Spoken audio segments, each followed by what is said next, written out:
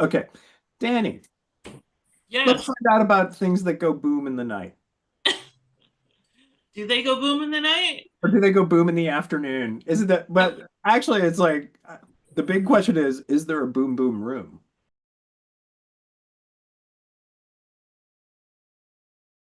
Actually, that's not a question. No, Hi, Jenny. it's a festival, Dave. It's outdoors. There's no boom boom room. So, Well, Dave, it was an experience listening to you. Check out thisgoodboom.com and learn a little more about our upcoming festival. We're super See you excited to Saturday. be there, right? Yeah, that's what I We're out heard. there. We're doing the thing. We're like down to support our really good friend Nina Goodman. She's an Mhm. ally of the DMV, and it's it's we're really excited to be a part of it. I was checking the lineup out like this afternoon. Danny and I are going to be there running the table and the whole deal. Tell us, what's the journey with like the festival? What's your story? Introduce yourself to us, and then let's talk about like how this festival and everything came together. Okay. My name is Era Casey, and back in 2018, I was part of well, actually, it goes back further.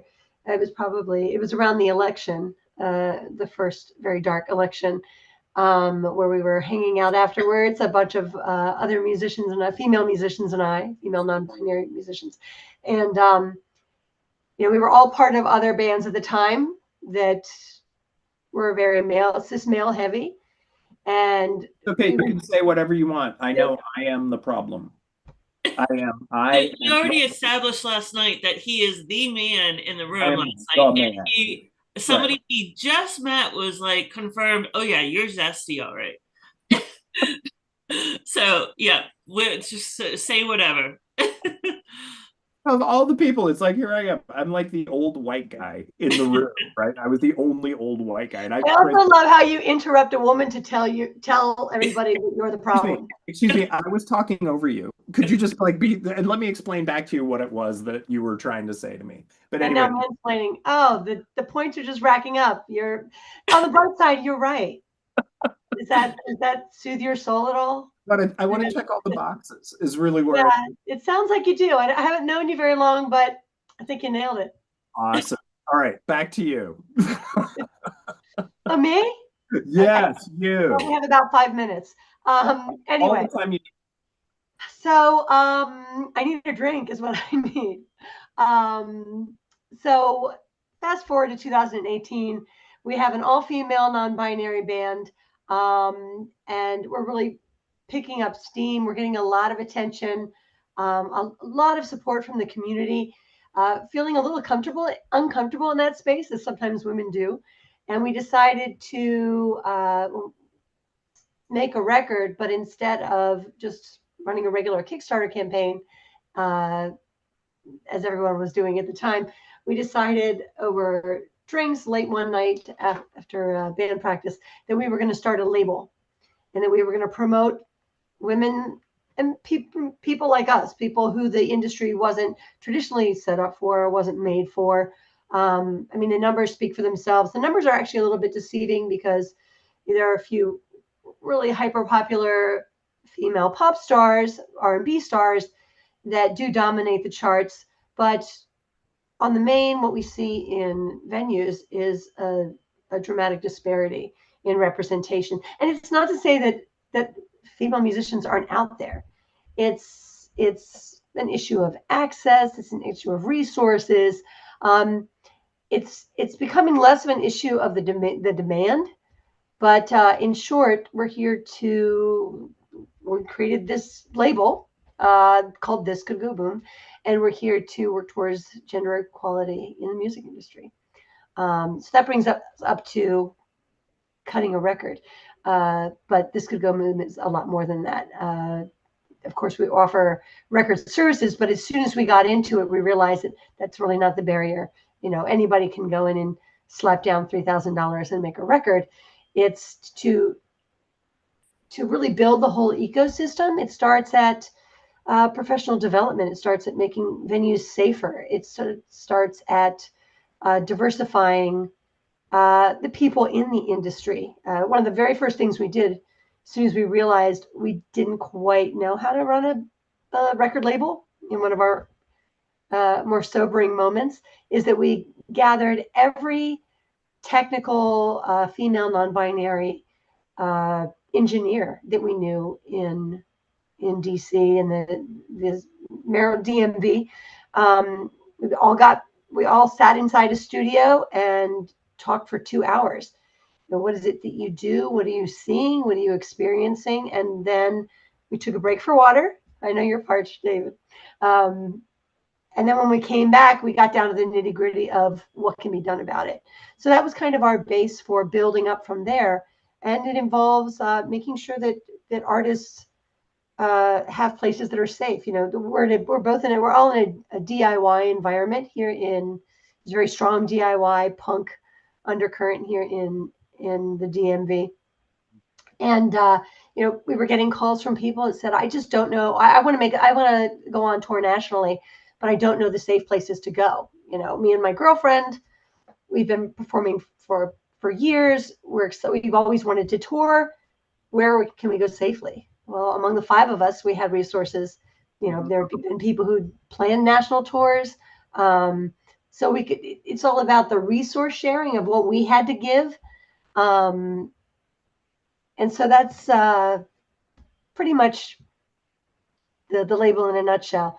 Sorry, a bit sleep deprived this week. So, well, with the festival and everything, sure. But here's a question for you today. Like with everything that Luke is talking about and like self-release and stuff like that, what does a label do today? Like when you start a label, like what are the what are the functions that like really make up a label? Like that provide. You're probably not the right people to talk to about that and I'll tell you why. So we're a nonprofit label. Whereas we started with the idea that would be a conventional label. The goal that we had, our mission statement, and we are truly, that's the big joke. We are truly a registered nonprofit. I know that a lot of independent labels are not profitable.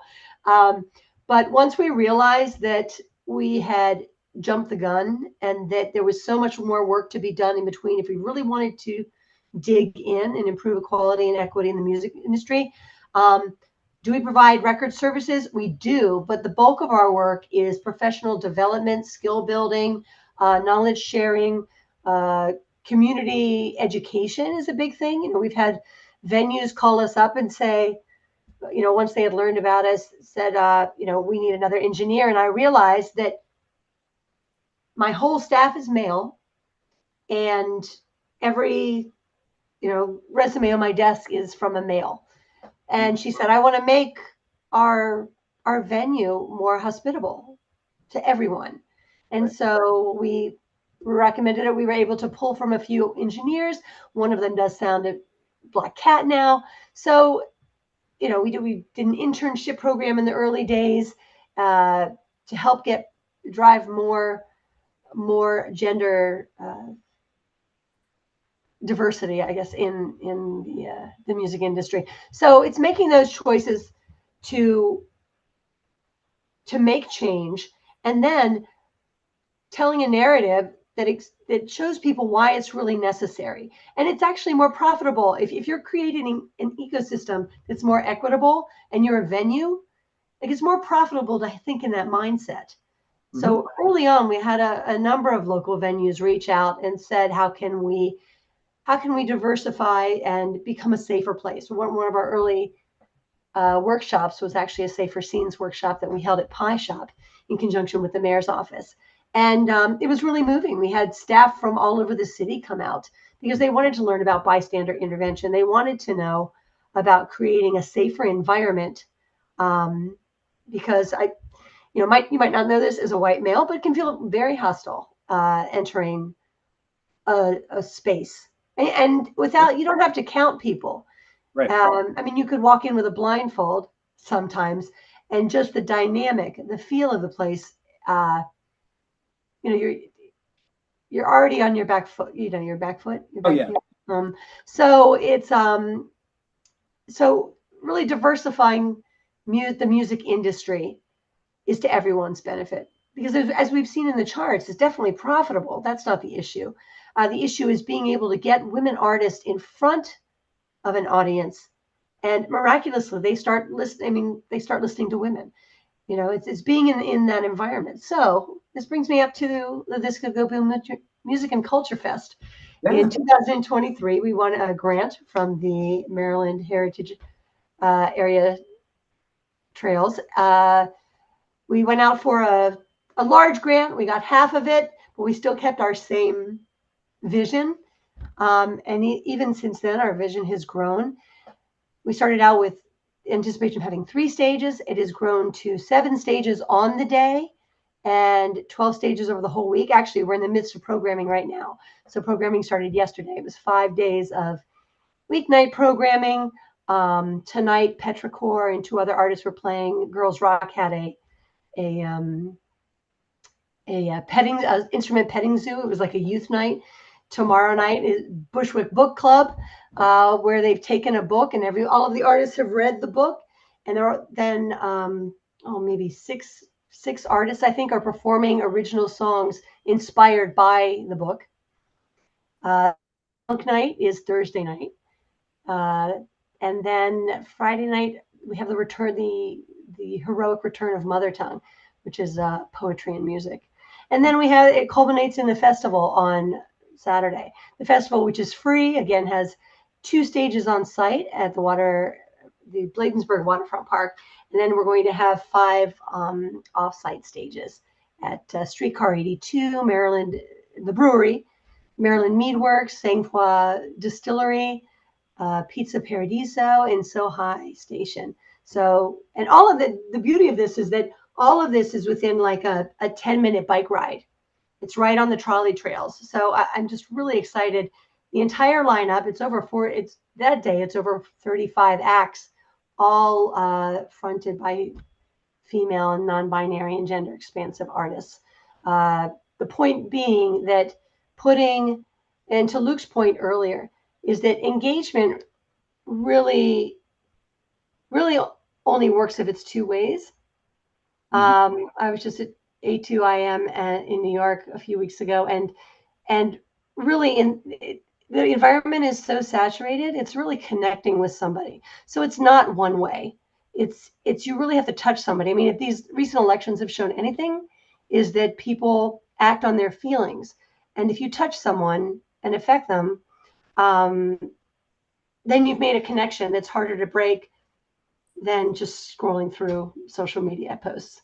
So that's what we're trying to do, is put gender diverse voices and stories front and center. And by centering these stories, we're looking to reach and touch people. And it's working. I mean, since we started touring as a 5-piece band, I mean, we were certainly not the first all-female band, but it was shocking how many people hadn't seen that when we toured. And we really touched people. And that's the whole purpose of This Could Go Boom, is to connect with people. And I will say that I know I've been talking for a long time. Ever since our inception as a just little grassroots punk outfit in 2018, we are completely volunteer run. The goal is to pay all of our artists, pay the engineers, pay the musicians, as well as the people who are making gig posters. It's really to compensate everybody in the industry who doesn't quite yet have a seat at the table. Now, having said that, all volunteer run, you can't put on a festival like that. I've always been 100% community fueled. That meaning that local businesses, local music lovers, enthusiasts, activists, we are fueled. All of the programming is paid for by our community. So we never forget that, and we're very grateful. For example, DMV Music Alliance giving us platforms, opportunities to collaborate.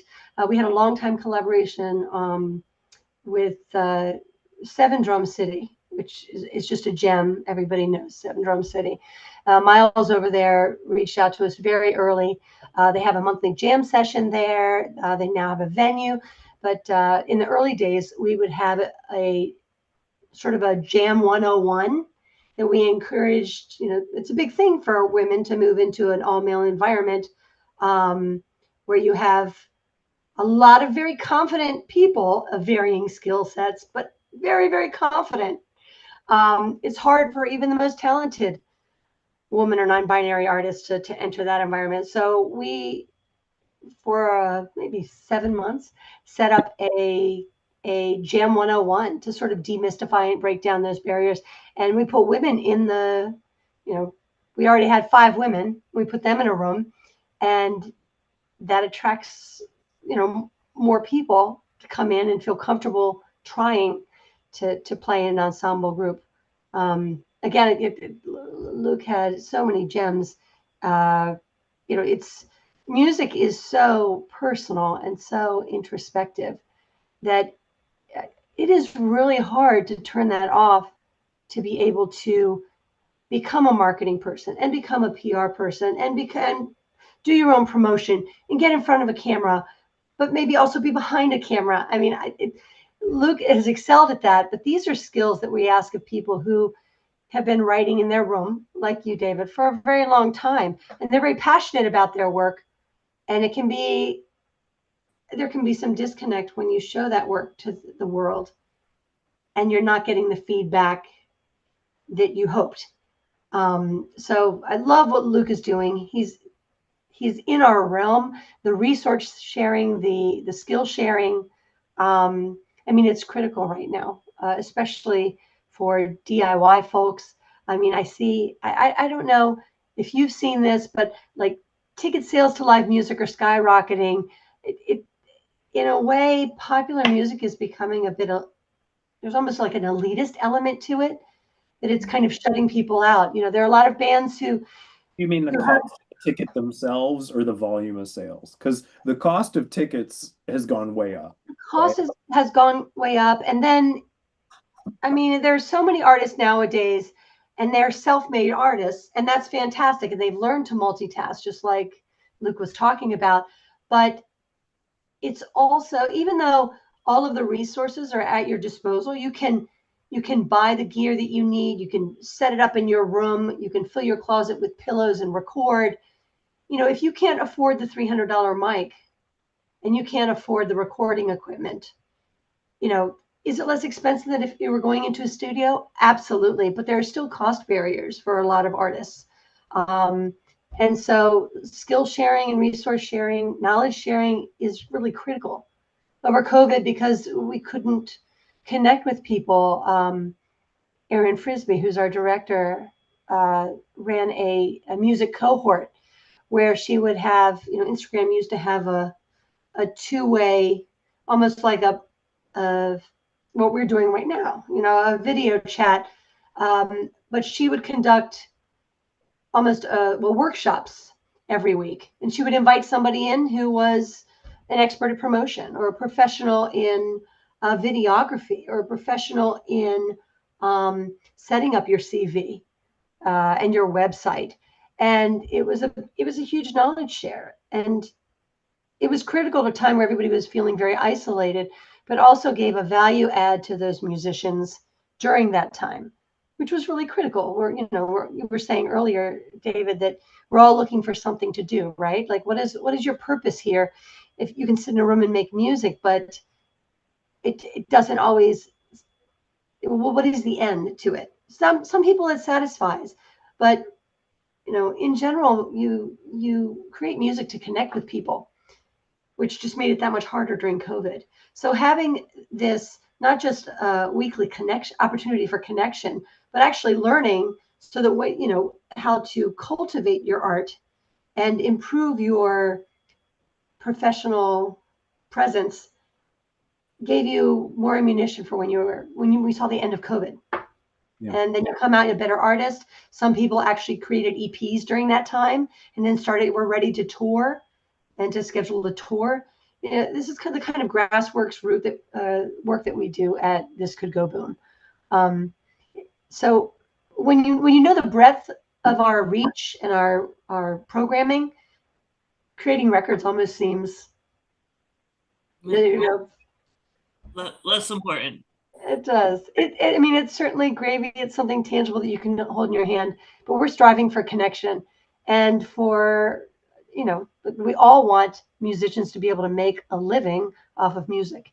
You know, I won't even start on Spotify. You have to have at least 1,000 streams to even get that 0.04 cents per stream. You know, I don't know. We probably got a check for 45 cents at some point, but it's just not serving. It's serving investors, and it's serving this voracious desire for free content. That I mean, we never got paid anything for the radio either, right? It's like there are royalties that come from like airtime and stuff like that. But I think what you guys hit that really resonates with me is the a straight up sausage fest that the venue system is. I mean, it's like it has always been. I'm this way. It's my thing. It's okay. But I mean, you know what I'm talking about, though. It's like there were clubs that like we could even mention the names and everybody be like, oh yeah, it's like if you want to play, you have to play, right? That have been in DC, and we stopped playing at them because of that. You know, it's like all as did we, yeah. a bunch of those venues pre-pandemic, and they're not here anymore.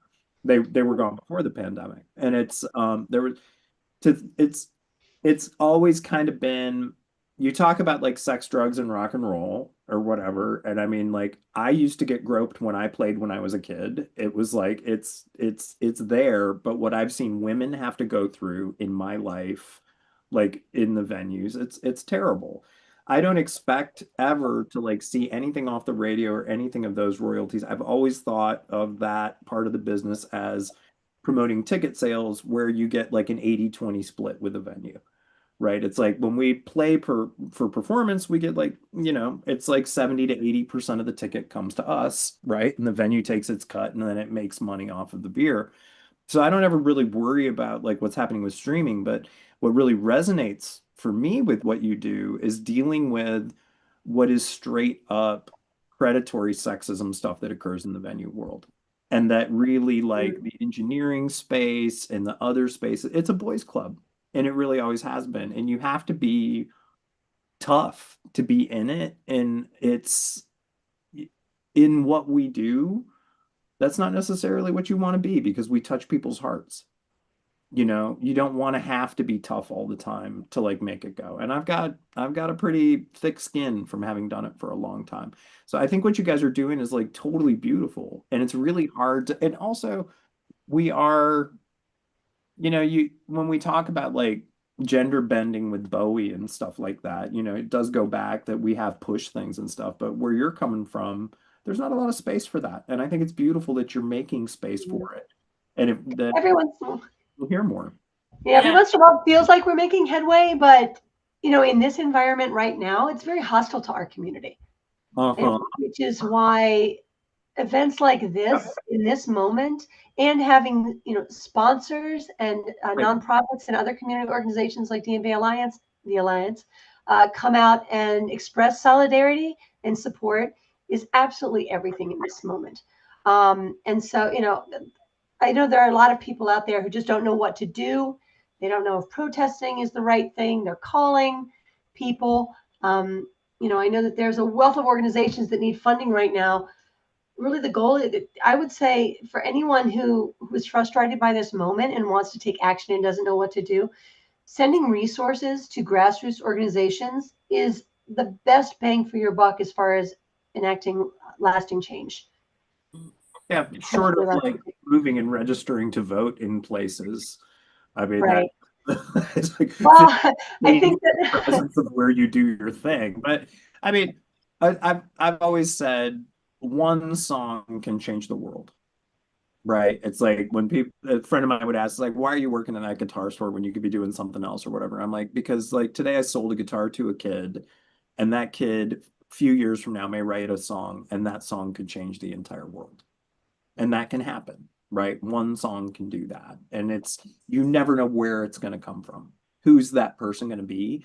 But we know that there are people who try to keep certain people voiceless from being able to do that. So it really does come down to like we have to make space. We have to fight to make space for voices to be heard. When you're programming the festival, so you got like all of these stages going on, like what's the breadth of genres that you're doing? Like, I mean, it's like how spread out are we? I got to imagine. I'm really I looked through the lineup and stuff. I'm like, what Yeah, did you have like a klezmer band coming in here or something? Because I think you got like basically it every runs the gamut. One of our headliners is country, alt bands, punk bands, hip hop, R&B, singer songwriter, of course. There's something there really for everyone. And our hope is that people will show up. We've been working on this for 2 years because it's all volunteer. We've had to do it piecemeal. We're in the final stretch here. We're just hoping people turn up, support the community. I guarantee there's music for you there. And to your point about one song changing the world, our goal is to change one person's world, one person at a time. So yeah. by coming out, listening to these artists, I know we curated a stage at Trolley Trail Stage in Hyattsville recently, and a bunch of bikers would come through and pause, and someone's, and I explained what was going on, and I said, we have a festival coming out, you should go, gave her a flyer, and she went, oh, and she looked at her partner and said, Chris Matthews is playing, and she got really excited.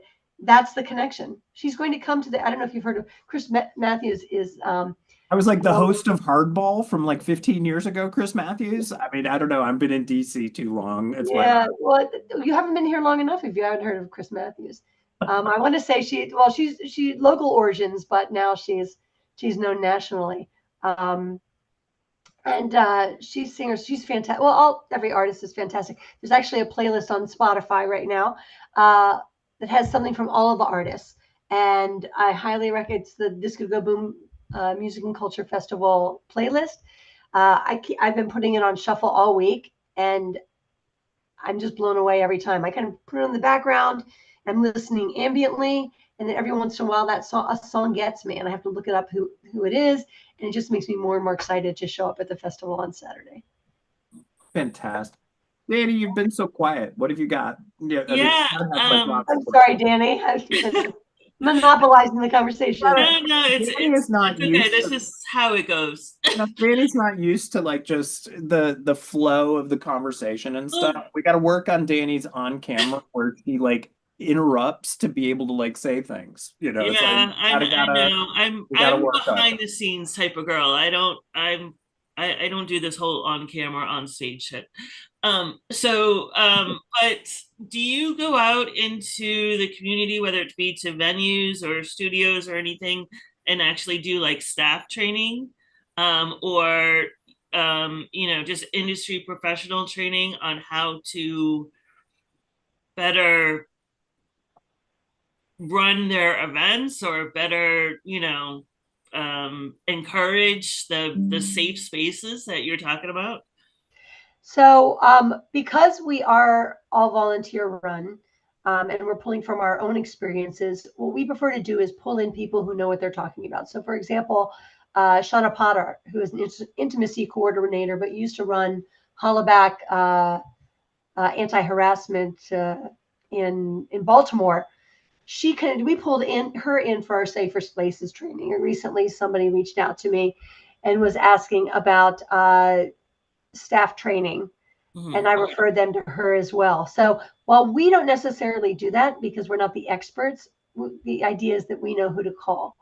And at the same time, we're getting the venue the best possible expertise that they need, and we're also supporting diversity in the workforce. And turns out it's really easy to support diversity because there's so many phenomenal engineers, artists, musicians in the entire ecosystem. Is it a little harder to find them? It is, but the more that the environment becomes hospitable, the easier it is to see them. I think that the visibility is the issue. So to answer your question, we don't directly do the trainings, but we do refer. Yeah, you coordinate them though, right? Yeah. Yeah. So I will say, I have and I can't mention their name, but worked for a live music company in the area for almost 15 years now. And the entire time we did not get any sort of training in this sphere at all until a couple years ago. And that was only basically it was more from an HR perspective, dealing with coworkers and how do we have a safer Yeah. work environment. And why haven't we had any sort of training, for all of our staff? And we have hundreds of staff, um, so yeah, so I was curious about that. I mean, I think we definitely should try and promote that more. I think that needs to happen more. And then the other thing I was going to ask is, how do you feel about live streaming the shows? And will this could go boom on Saturday, be live streamed? Like in terms of trying to get the music out there to the entire country or world instead of Mhm. just those who can physically participate on Saturday.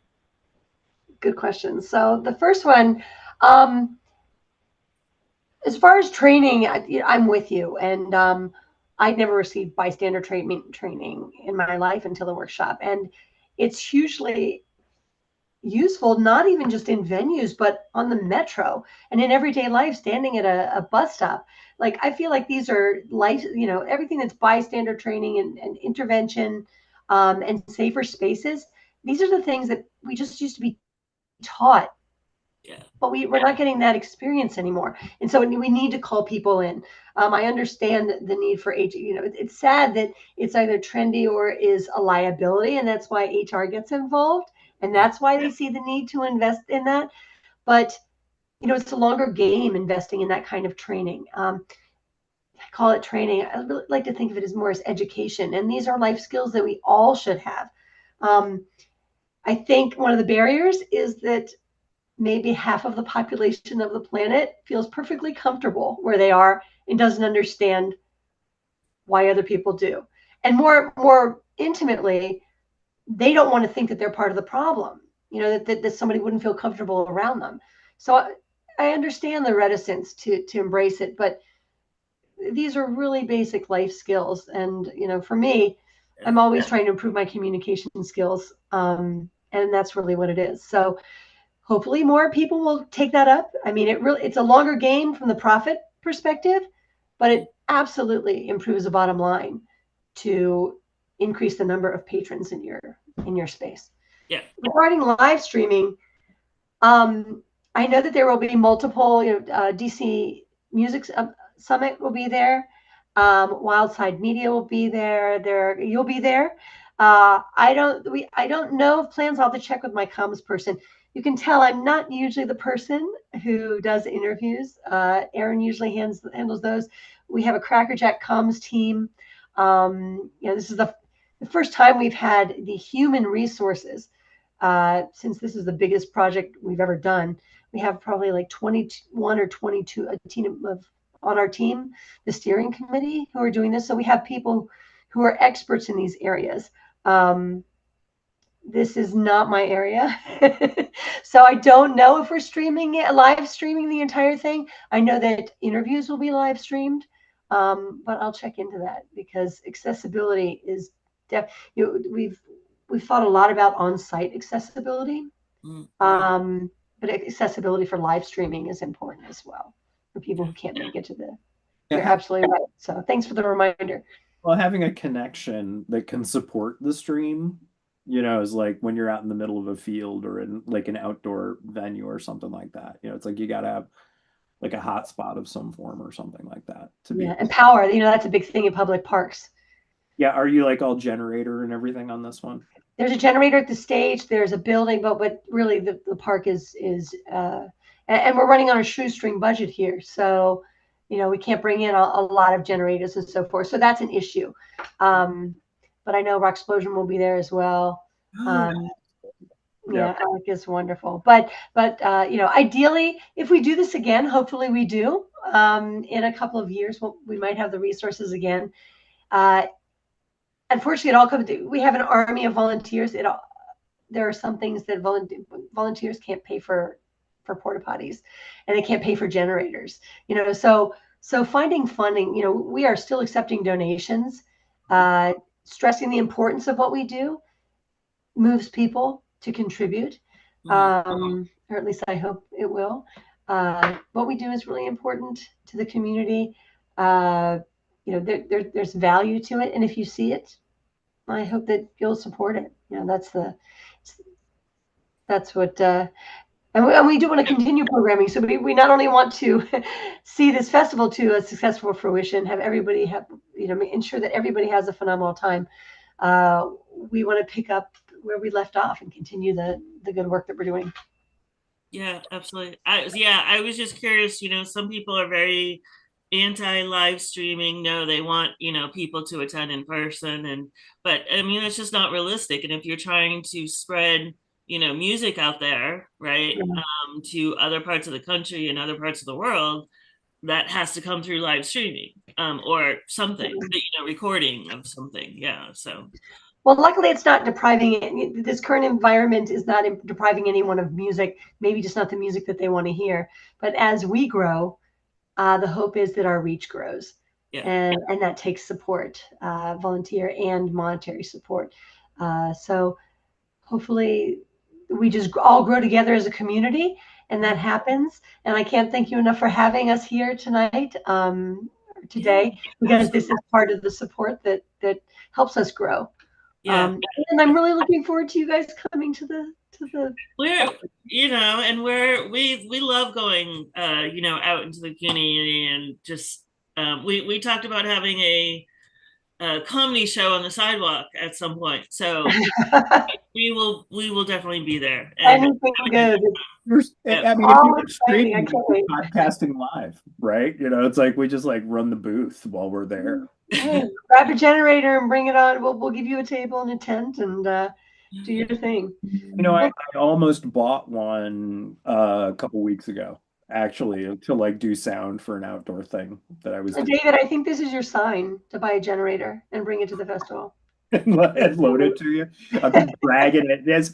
I'd be dragging it behind my car. Actually, I'm amazed. I don't think it'll fit in his car now. I have a hand truck with your name on it, David. So just I'm amazed at how cheap they are now.